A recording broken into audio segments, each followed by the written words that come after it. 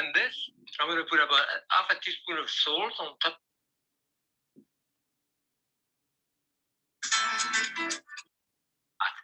Usually, I probably would let them cool off a little bit. But here, what we want to do, see, they are cooked. I mean, they are crunchy. They are crunchy, but cooked just the way I want them. So here, doing it this way, because as you can see, there is probably a tablespoon of the liquid which come out of the bottom. So basically, we'll arrange that on like this. Yeah. As I say, conventionally, I would let them cool off a little bit. And on top of this, so I can start with the Parmesan cheese. I would say a couple of tablespoons of Parmesan cheese on top of this. Yeah. I have some piment d'Espelette here, which is a hot pimiento from the south of France. I use that, or I use paprika. Kind of smoky paprika, the Spanish paprika. I will put the paprika. So here about, I would say altogether like probably half a teaspoon. Yes.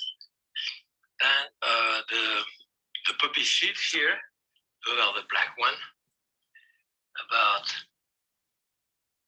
half a teaspoon. The proportion are not that important here, whether you put a little more, a little less, whether you don't put this one, more of another one here. The sesame seed, yeah, about a teaspoon or so. And a couple of tablespoons of olive oil on top. Over there. And I have a beautiful little canapé of baby zucchini. I don't think that looks that great.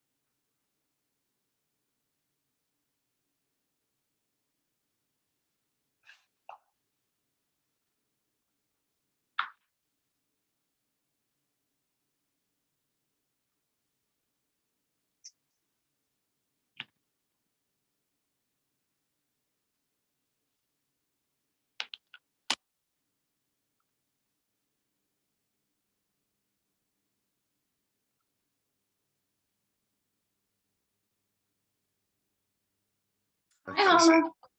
Hi, guys. Hi, Luz. Hi, everybody. Hi, Cindy. Sorry, your student just doesn't want to say hi to you. I guess not. Hi, Uriel. Hi, Usali. Good morning. Hey, hi, Kenneth. How you doing? I'm doing good. How about you? I'm doing good. I'm doing good. It's going to be nice today. Yeah. It's really cold out. There's ice on my husband's car this morning. So he parks it out in our driveway, and yeah, I saw the ice outside too. cold. I have a dream of a snow. Oh, you know what? It was in the forecast yesterday. Wow. Weirdly, Really? like for last night, it didn't snow. Hi, Yatsen. Good to see you guys. Sweet. There's Davis. Hi, guys. Boy, everybody. Yeah, we've had it snow before in March. It's very weird in Oregon. It's not weird in other parts of the country, like in the Midwest. They often have snow in March and April. One of my children went to college in Minnesota, and they had 2 feet of snow one time mid-April. And they never cancel school, never. They just put their coats on and they all go to school. Very weird. So anyway, you know how Oregon is. If we have 3 snowflakes, then school is canceled. Right? Yeah. So are you guys like, it's the second day. Are you a little better? Yeah. Hi, Davis. Davis is not better. Oh, it's okay, Davis. You'll wake up. It'll be good. So a couple things. This is the last school day of March. If you don't think this school year is going fast, hello. I think it's going really fast. So 2 weeks from Thursday is our first day at school. Oh my gosh, that's going to be so fun. I'm excited. My office of teachers are all very good friends. So all 8 of us are very good friends, and we have missed you all. We have also really missed each other. So it's going to be fun for us to get back together. I'm used to having Dr. Ram sitting at the desk in our room. And so he's just kind of around a lot usually. So that'll be weird. And then you guys know that we have 4 nurses on staff, a physician, a master's in public health, that's Miss Jacobs, and then a master's in mathematics, that's Mr. Bea. So a lot of really good teachers. So awesome.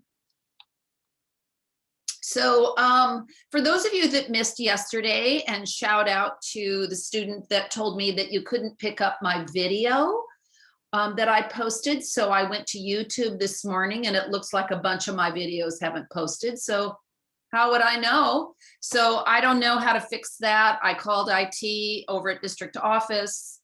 Of course, there's several days getting back to you because they're so busy. So today, essentially, if you missed yesterday, you know who you are.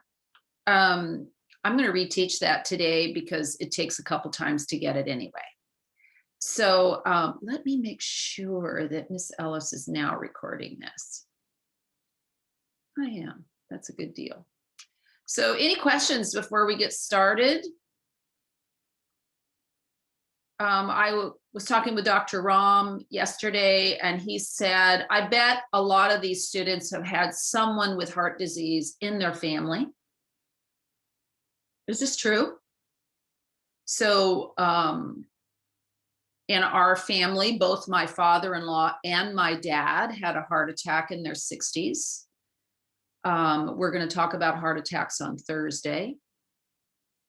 Lots of grandparents. It's the, heart disease is the #1 killer of patients in the United States. And there's some really important reasons for that. But that's one of the reasons I like to teach it. And I think it's really good, just personal knowledge as well as an interesting subject. So here we go. So also, guys, just want to remind you, I hope you all have your clay. So you should have a Ziploc bag full of clay, but you thought we were never going to use it. Next Monday, we're going to use it. So make sure you've got it. We're going to build a heart. That's for an assignment. You're going to take a picture of it and turn it into me. That's next week. Today is we're just going to draw the heart again. Remembering that Miss Ellis said the practice of learning is encoding things in our brain. This is true of me when I learn something new. And true of all humans, they need repetition, they need to use their hands. It's one of the reasons I'm looking forward to school is we can use our hands more to be learning. So we're going to draw the heart again. We're actually going to do it second. I'm going to show you a quick video on heart flow. It's only 2 minutes long. Have you guys noticed that I don't like things that take a long time? Have you noticed that about my personality? I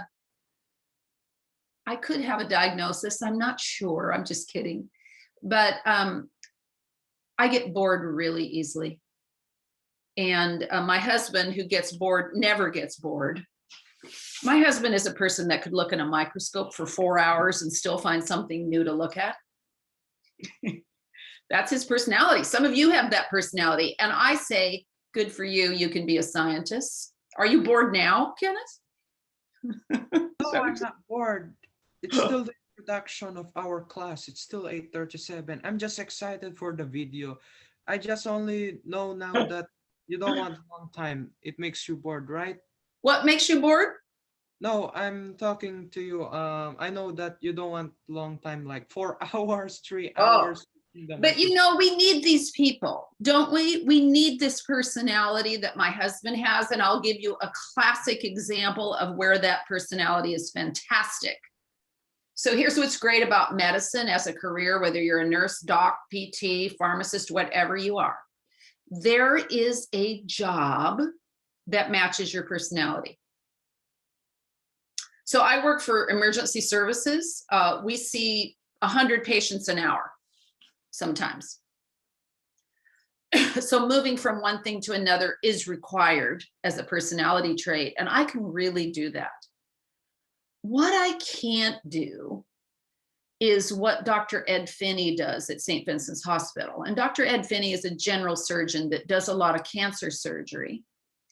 And where you're doing cancer surgery, you have to be extremely detailed.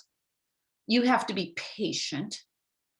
As you think, oh, you get the patient open and there's a big tumor in there. And then Dr. Finney will take as long as it takes to take that tumor out. Every cell. He wears magnifying loupe glasses. I'll show you a picture of them if you don't know what they are. And some of his surgeries are 6 hours long. Just standing there, looking at tissues with a little tiny scalpel, just taking stuff out. So I just want to encourage you that no matter what your personality is, if you love people and you love to be around them, there's a career for you. If you love being by yourself, if you want to work 3 days a week, not 5, there's all kinds of options. So I just want you to be encouraged by that. Okay, so onward with our module. I am going to review blood flow again, and I'm going to review the parts and pieces. So for those of you that weren't here yesterday, we drew the heart, and then we drew 12 features of the heart. Of course, I've installed vocabulary, as I always do, on the left side of my whiteboard. And then there's a med terms assignment that you can work on. I'm going to try to finish early today, of course, to give you a little bit of work time. That midterms are not due, I don't believe, till next week, but we will have a quiz on them. We might have an in-class oral quiz like we did with the trivia. I don't know, I haven't decided. I also hate doing the same thing 2 days in a row. It makes me bored, and I think it makes students bored. Okay, are you awake? Ariel, are you awake? Kinda? Yeah, I'm awake. Sorta, kinda? Okay. I am awake. That's not very convincing, is what I want to say. Really awake right now? Yeah, you don't look awake, but that's okay. You know, it's not required to be completely awake. Just upright or have your be sort of here with us.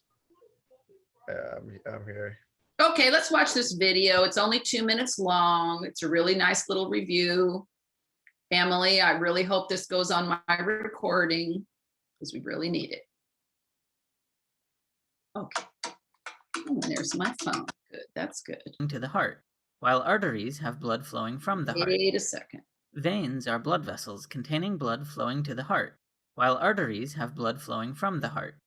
The blue is representative of blood vessels containing deoxygenated blood, while the red blood vessels have oxygenated blood fresh from the lungs.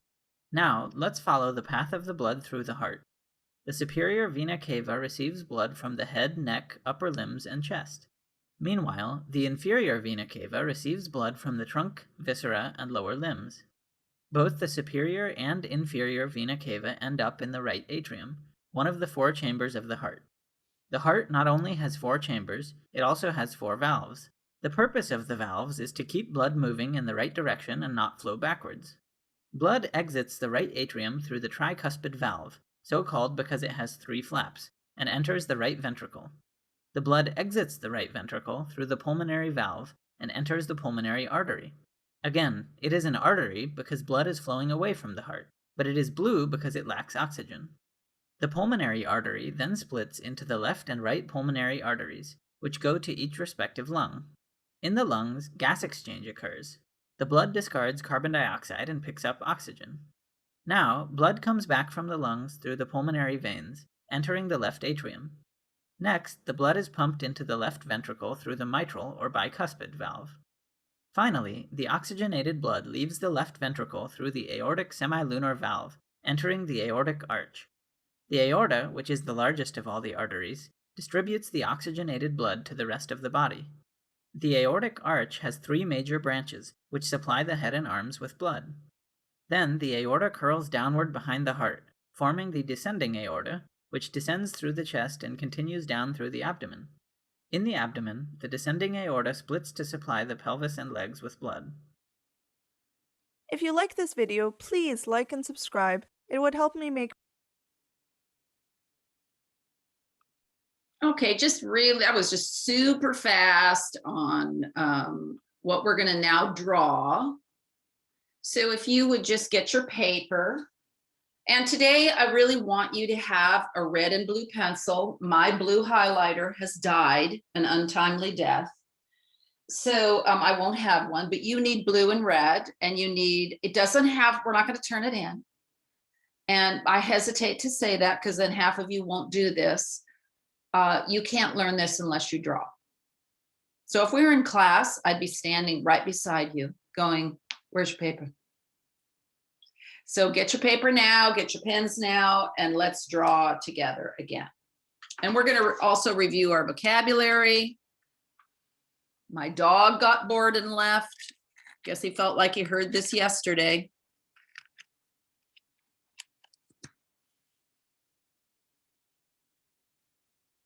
Excellent. You just fix my window.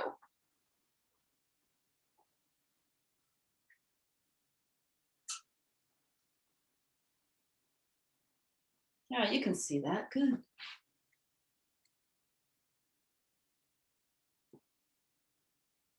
Excellent. Okay. You ready? Man, I'm loving the cameras on. A bunch of you look tired. It's a little hard getting used to being upright. Okay, can you all see my vocab list? Shout out if you can't. If you can't see it, I'm going to go ahead. Okay. I can see your vocabulary words. Okay, so through our list again, I'm going to review them now, and then we're going to draw, and then I'm going to review them again, and then we're going to be done. Okay. You need to be able to put 12 objects on your heart, 12 labels. Actually, maybe even 13. So the atrium or atria are the top chambers of the heart. There's a right and a left. The ventricles are the bigger and bottom chambers of the heart. This is the pump. This is the pump. So sometimes patients will say, or patients' families will say, my husband had a heart attack here, And they're showing me a picture that the doctor drew of where the heart attack is. If it's in the ventricles, of course, it's more dangerous because it decreases the pumping power of your heart. And remembering that the right side of your heart is going to pump to your lungs. Why? To get oxygen. The left side's going to pump out to your body. Why? So you can stand up and think and laugh and memorize Mrs. Ellis's features of the heart. Okay, valves are doors in the heart that keep blood flow going through the heart. Can they fail to work? Yes, they can. Can they make weird sounds? Yes, they can. So I don't know how many doctor wannabes I have in here. Probably at least 5. You will take a class in medical school where you sit with earbuds in and they're playing heart sounds and you get to tell what's wrong with the patient just from the sound. So when your doctor puts her stethoscope on your chest and listens, she is listening for, does this sound like it should sound at this location? Okay, way fun, way fun. Medicine is very hands-on. So for those of you that are a hands-on learner, nurse or doc, nurse assistant, pharmacy tech, EMT, fireman, all of these things are medical careers. Medicine is for you. Yes, am I selling it? Kind of, because I love it. Okay. Arteries, blood vessels that carry blood away from the heart. Away from the heart.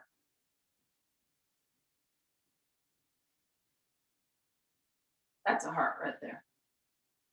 Veins, vessels that carry blood into the heart. Very important to think of them that way. You'll still be able to tell which ones have oxygen and which ones don't, but it's more about the direction blood is flowing than whether they're oxygenated or not. Okay. Then cardiac output, very important medical measurement of how much blood the heart can squirt out.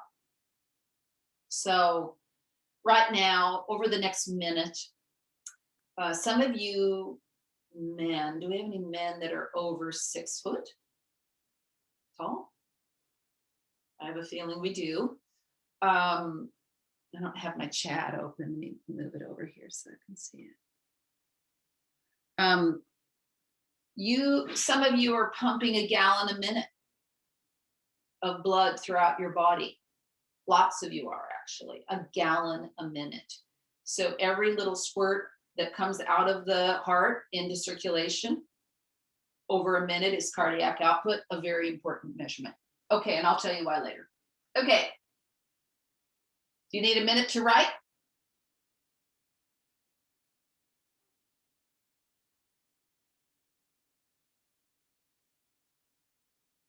Tired humans, no one's talking. This is usually kind of chatty class. Everybody's jealous of my class in health careers. I think I need some minute to write it down.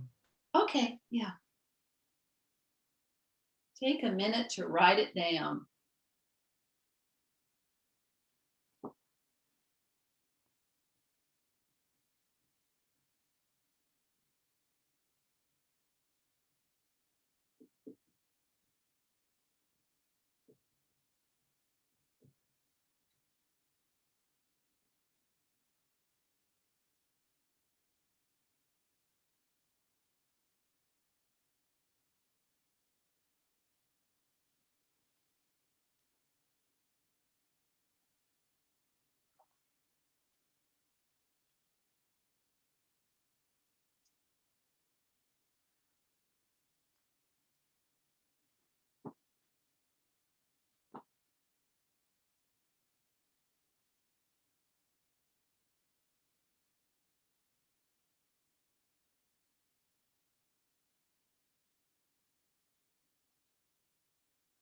Okay, Kenneth? Yeah, I'll screenshot it, okay? Yes, you can screenshot it. Great idea. So just remember, we're building a list. Tomorrow, this list will change, or Thursday, this list will change. And so these are just your master vocab list, meaning this is how I learn in Miss Ellis's class and Dr. Rom's. Dr. Rom's very big on vocab too. Most science teachers are. Okay, so do you have your drawing paper? Yeah. Okay, here we go. First, let's draw our vowels. Looks like a pair of glasses. Welcome to Uriel and Emily and whoever else was missing yesterday, but we're just drawing the valves of the heart. This is the heart in 2 minutes.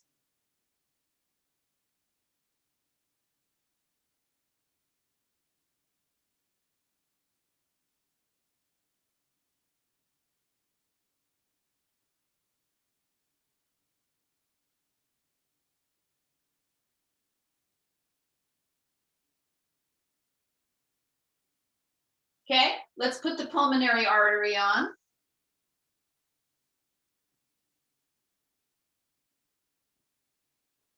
I'm going to label.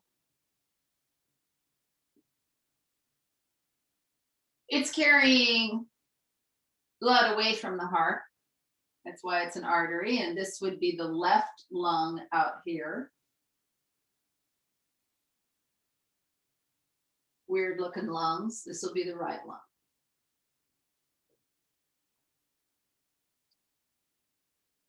Excellent. Pulmonary artery, pulmonary valve.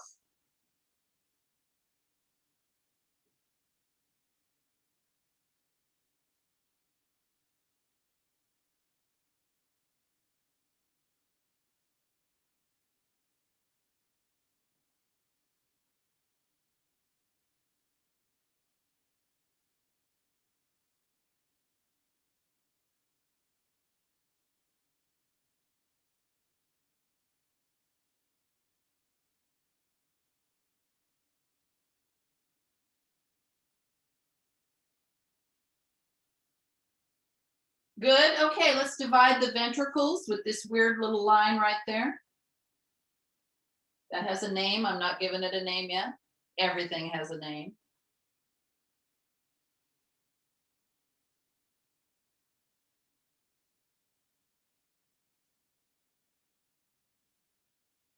Okay, let's close up the atrium.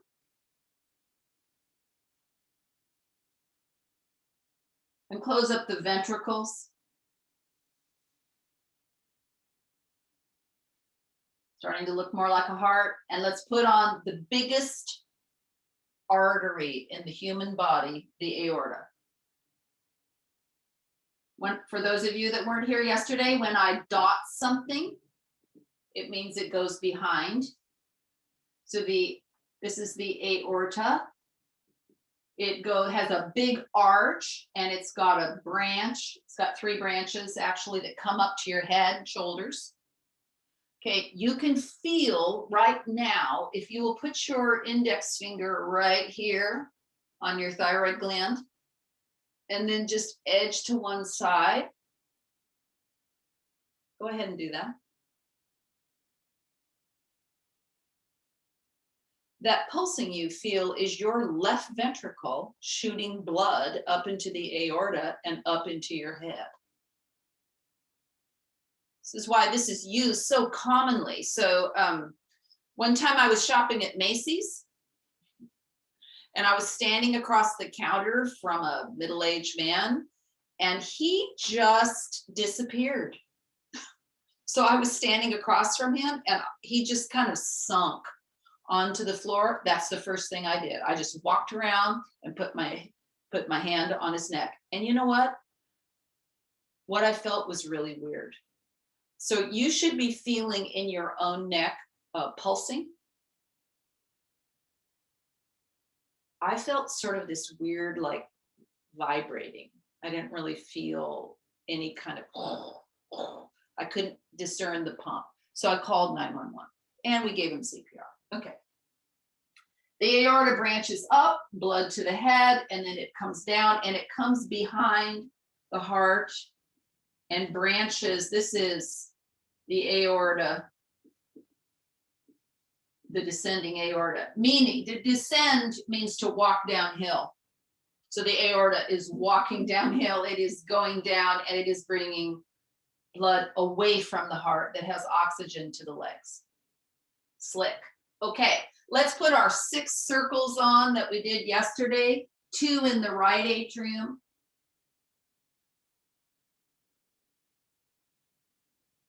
4 in the left atrium. This is where, remember when we were doing locations, right and left, how important it is that in medicine that you build on what we know. We're building on what we know all the time. I'm still building on what I know. My child who lives close by here is a physician at St. Bees, and every time I see him, he teaches me something. He'll be like, oh yeah, but we don't do that anymore. We do this, or we think about it this way, or these kind of cells are active. There's always something to learn. So my idea of boring is when there's nothing to learn anymore. So sad. Makes me feel sad just saying it. If there were nothing to learn anymore.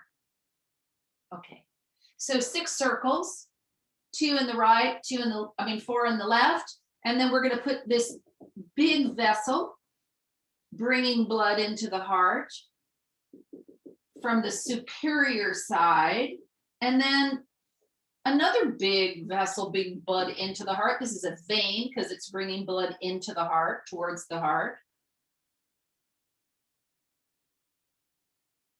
I'm going to let you work on the names of those for a minute. And then some littler vessels. These are also veins because they're bringing blood in from this lung and some from this side. So these go behind and come out here. These go directly in from the left lung to the left atrium. Okay. Therein lies our heart. Do you think we're going to draw this again? Kenneth's like, you're going to make us draw it again. Yeah, I'm going to make you draw it again. We're going to draw it because when we talk about heart attacks, I'm going to draw it. That'll be Thursday. When we talk about how does your heart beat and how does it get in trouble? So can teenagers get their hearts in trouble? Absolutely, they can. So I can talk on and on. I only have 3 weeks to teach this. So we're going to talk about how do teenagers get themselves in trouble. Can you stop a human heart by impact? Like if a student is driving and doesn't have a seatbelt on and they slam on their brakes and their chest hits the steering wheel, this can stop your heart. Because remember, if you shut on the brakes and you're not wearing a seatbelt, your body keeps going forward at 50 miles an hour. And if you hit a steering wheel going 50 miles an hour with your chest, it'll stop your heart. I once took care of a patient at the trauma hospital where I worked who was 17 years old, and I could read the make of the car because it had kind of a thing on the steering wheel that had the make of the car, and I could read the imprint of that on his chest wall when he came in from the ambulance. That was gross, frankly, and very scary. I don't like it especially don't like it when students get hurt. I don't like it when anybody gets hurt, but I especially don't like it. I think it's because it's my age group, my people. Okay, so those of you that weren't here yesterday, now there's something that is required. And that is labeling 12 things, and it's pretty easy to remember. So it would be 4 chambers, meaning 4 valves, meaning the doors in the heart, keeping blood going the correct direction. And 4 great, I'm going to call them great vessels because they're pretty big. So I'm going to give you 3 minutes to write as much of that as you can. You can write them on your heart if you want, but you need to know them like this. Page 182, 183 in your book, the reading assignment has this in it. It's not written like the way I write it, but it's there. So if you haven't read that yet, that's real important to be reading. How many of you think you can remember what you read pretty quickly? People vary in their ability to do this. Usually it's just practice, but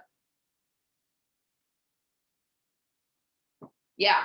So it's an amazing skill. I have had one student that had what I would call a photographic memory. His name is Sean. Sean's a dentist, and Sean's brother was in this class. He was not. He came into advanced health careers, but Sean once came into my office and recited a quiz I had given. There were 20 questions, and he recited the whole quiz for me from memory. So that's an unusual form of being able to remember things. I am not like that. But I think practice is what makes it happen. Yeah. If you can remember half of what you read, that's humongous. That's giant. So the average student, the average human, if they read something once, can remember 10% of it. 10%. That's not very much. Einstein, Albert Einstein could remember 75% of everything he read. That's enormous. He had a very high IQ. The other interesting statistic is that we can remember 50% of what we draw and 60% of what we say. So those are just good learning tools. Also a good reason to tutor a friend who's struggling. If you have a friend in the class, they're not doing well, they're way behind, and you teach them, you'll remember it more than they will. They'll hear you and they'll remember about half. You will remember 60 to 70% of what you teach. Cool, eh? Very cool. Okay, so go ahead and label. I'm going to be quiet now and let you write.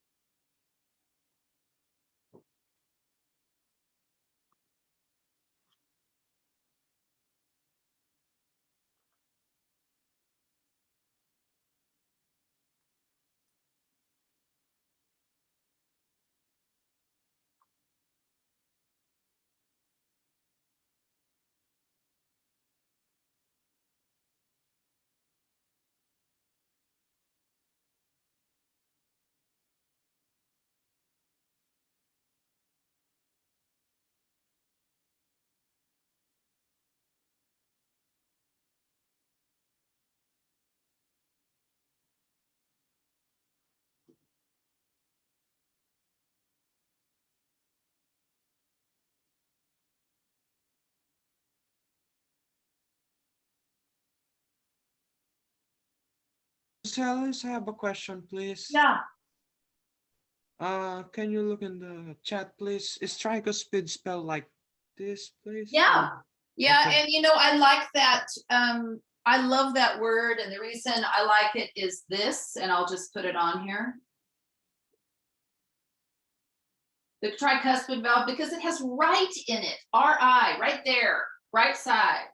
So you're never going to put it on the wrong side if you look at that word. Tricuspid. It has 3 flaps.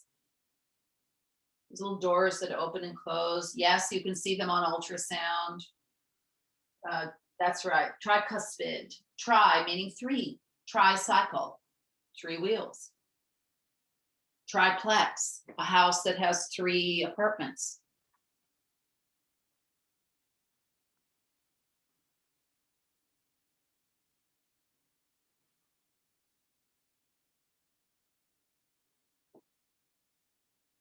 So we're helping you a little bit here today. Got a few things on there.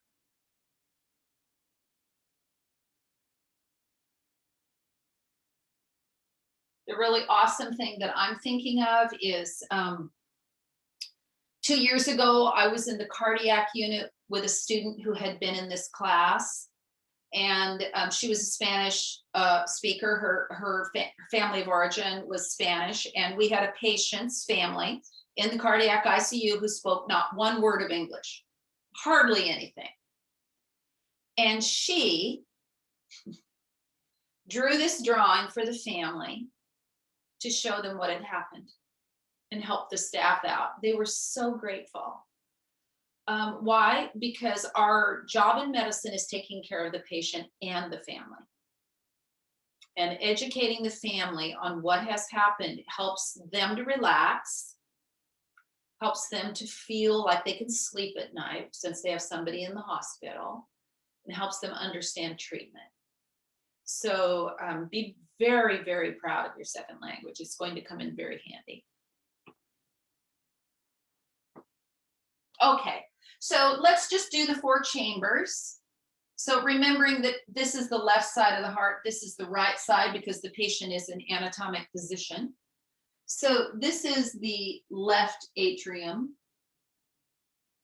and the left ventricle. 2 chambers. This is, right ventricle, right atrium. 4 chambers. Are some children born without all the chambers? Yes, they are. For our surgeons out there, and they can be repaired mostly. Usually they can be repaired. Okay. Then 4 valves, we can just list them straight across. The tricuspid on the right-hand side, the pulmonary valve. What's this one?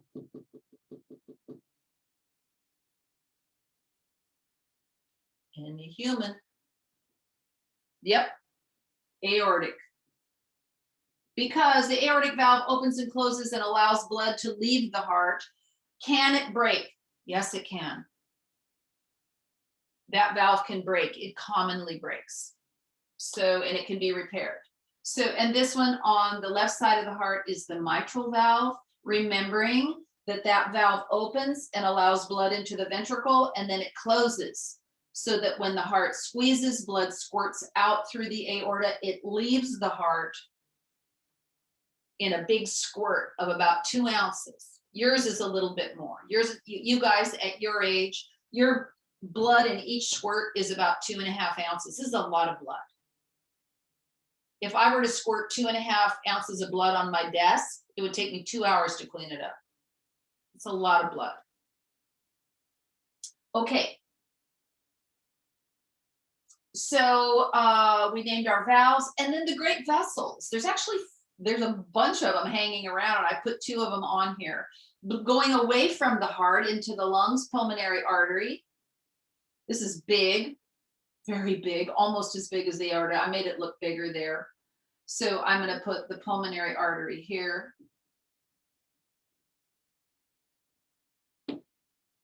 The aorta, already did that. Biggest artery in the body. Can it break open? Yes, it can. Yes, it can. It can break open by injury. Again, mostly accidents in younger people. Coming to an abrupt stop in a car with no seatbelt will create what I call reflex torque. So remembering you have a big vessel here, you've got your aorta here. And if you go forward and then you slam your head back going 45 miles an hour, it can literally rip the aorta open. I'm giving an advertisement for wearing your seatbelt and for not speeding. Having seen the result of that a few times in the ER. So what would happen here if we blew a hole in the aorta? All your blood flow comes out into your chest and doesn't stay in your vessels where it can deliver oxygen. So the patient, how long would the patient live in this circumstance with a broken aorta? Anybody know? Guess? How long will a patient live with a hole in their aorta?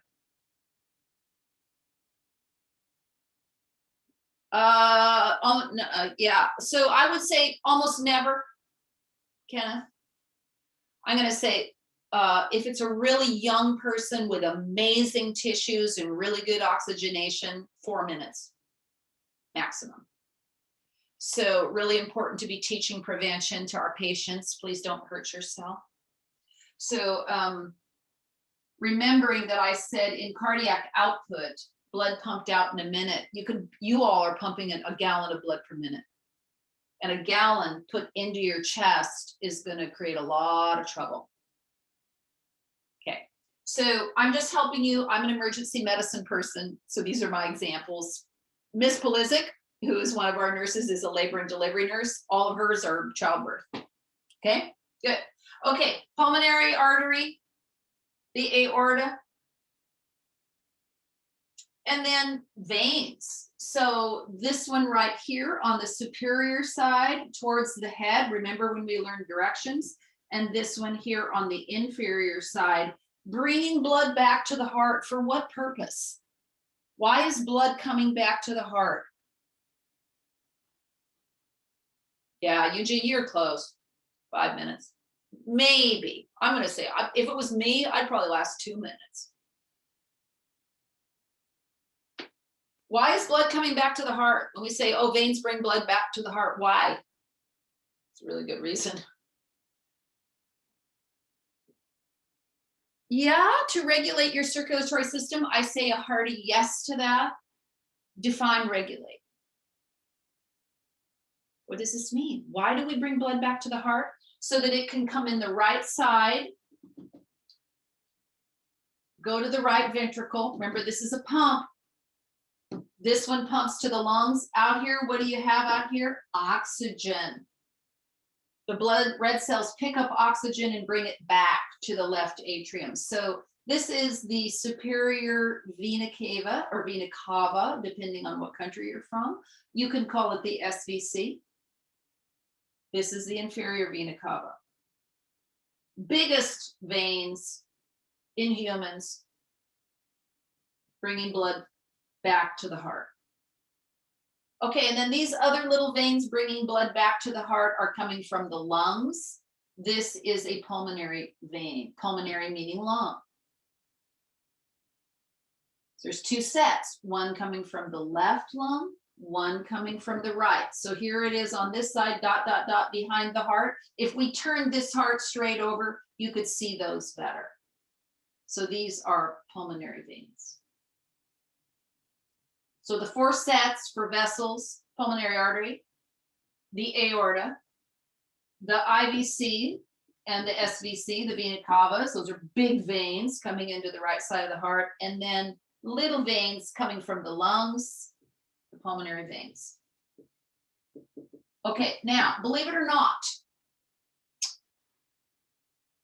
in the big world of medicine, this is the ABCs. So I'm going to teach you some more vessels, but it won't be till I talk about heart attacks on Thursday. What do I want you to do? I want you to now spend the rest of this class coloring your picture. And I want you to use a blue pencil and color everything that doesn't have oxygen, and a red pencil and color every area that does. And then someone needs to remind me on Thursday to talk about that.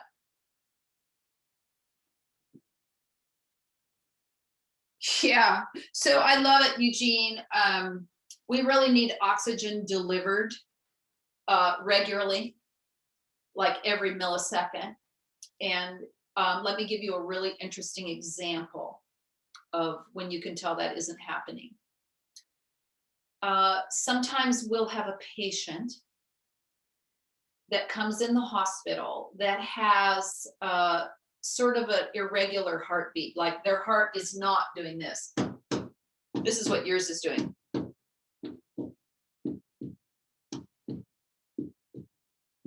Cool. And what we're hearing is these 2 valves closing and these 2 valves closing. Boom, boom, boom, boom. And you're getting squeeze, squeeze, squeeze, squeeze. Okay, that's the human heartbeat. Sometimes we have a patient that it sounds like this. Listen.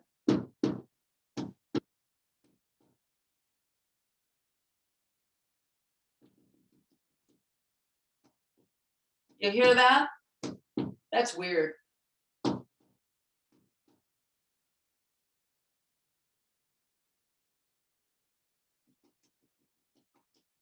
Okay. During that period, that pause, when oxygen doesn't go up to the heart, patients can get very kind of weird. Like I'm answering Eugene's, this is for Eugene's comment. Patients can get a little confused. They can stumble a little bit or feel like, oh, I need to sit down, or, oh, I forgot the name of that. Like cognitively, thinking wise, they are not functioning. This is to Eugene's point. You must have oxygen. You must have it all the time. You don't get to take a break while you're sleeping. Okay, so this is such a vital thing to understand. Cardiac output, the blood pumped out in a minute, has a very specific range that must be met. So for those of you that are going to be a cardiologist someday or cardiac nurse, you will know these numbers like the back of your hand. You will just be able to tell about it. Okay, that's very cool. Good. Got people talking to me. Okay, so you're going to color your picture. I'm going to give you the rest of the time to work on your vocab. Yeah, Eugene, thank you for that. That's why trees are so important. Absolutely. Why? Because they are creating the balance between carbon dioxide and oxygen in the environment. Also so important. Okay, so are there questions? Would you like to screenshot this page? This is a great way to take notes, by the way. You could just screenshot your instructor.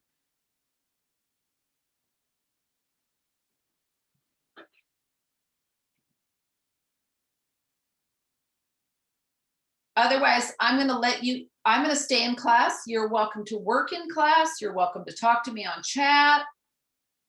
You're welcome to leave and work on your own, and I'll see you on Thursday. You're welcome to ask any and all questions. So guys, sometimes when students ask questions that I think I would view as a curious question, like, Miss Ellis, have you ever seen this or that?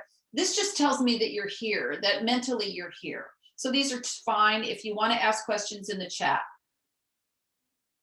Yes, go ahead, Kenneth. All right, are you ready? I'm ready. Oh, great. Oh, you want to show it to me? Yeah. Okay, let me look at it. Can I pin it so everybody can see it? Is it too bright? Let me see. No, it's fine. It's totally fine. Okay. I think it looks like my notes. It's fine. It can totally look like your notes. You just need to have color on there now. All right. Why can't I see mine? That's weird. Okay.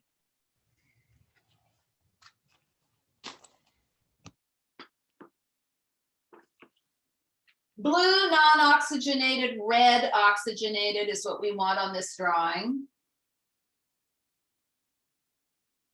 Don't forget to write your vocab on your big vocab list. So I'll say, guys, in 3 weeks, we're not taking a unit exam until the 3rd week on this. This will be the biggest and longest test we take this semester. So I would just not go to sleep on making a vocab list. I would be like, you know what, doing it anyway, don't want to do it. I'm sick of it. I don't want to do it. I would do it anyway. Kind of like eating your vegetables. You just do it anyway. No, it's not a good example. I love vegetables. I love chocolate more.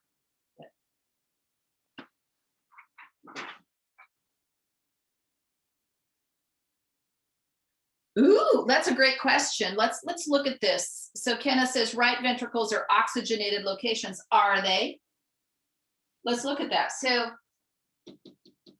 you've got blood coming from your legs that's already been down there delivering oxygen. And you've got blood coming from your head. These are red cells that have already been up to my head and delivered oxygen, and now they're coming back. So this is a non-oxygenated location right here. Or low oxygen. I won't say non, but very, very low. That's why it came to the heart. I think it was Eugene or Parsa, I can't remember who said that. Yeah, comes to the right side of the heart because it's gonna have to go in the lungs because you're going like this. Taking a breath, All the red cells that are in my lungs get oxygenated. Your lungs are a high oxygen area. They should be red. Your book, I think, has this drawing.